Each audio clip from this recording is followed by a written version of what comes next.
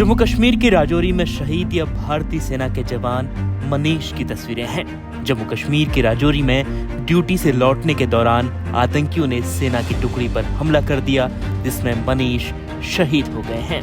मनीष बिहार के रहने वाले हैं। वह 13 साल पहले 21 साल की उम्र में भारतीय सेना में भर्ती हुए थे। फिर जब उनकी शहादत की खबर उनके घर पहुंची तो उनकी मां, पत्नी और बच्चे बेसुध हो गए। आतंकियों से देश की सरहद को बचाने के लिए मनीष जब ड्यूटी पर जा रहे थे तो रात करीब 9 बजे उन्होंने अपनी पत्नी से फोन पर बात की थी।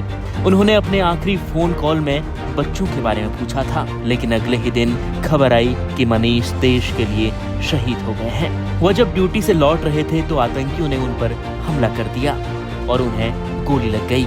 बिहार के रहने वाले मनीष कुमार सेना के एयर डिफेंस यूनिट में तैनात थे। वो हवलदार रैंक पर थे और 5 महीने पहले ही उनकी पोस्टिंग ग्वालियर से जम्मू कश्मीर के राजौरी में हुई थी।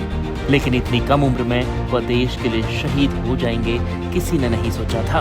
12वीं की पढ़ाई करने के बाद 21 साल की उम्र में फौज ज्वाइन करने वाले मनीष अपने गांव के युवाओं के लिए प्रेरणा स्रोत थे। मनीष का एक बेटा 8 साल का है और दूसरा शौर्य 4 साल का। इन दोनों बच्चों के सिर से हमेशा के लिए पिता का साया छिन गया। वही मनीष के पिता भी सेना में ड्यूटी कर चुके हैं। उन्होंने भी मनीष की तरह ही सेना के एयर डिफेंस यूनिट में काम किया था। अब मनीष के पिता खेतीबाड़ी करते हैं, लेकिन जैसे ही उन्हें बेटे के शहीद होने की खबर मिली तो वह पूरी तरह टूट गए।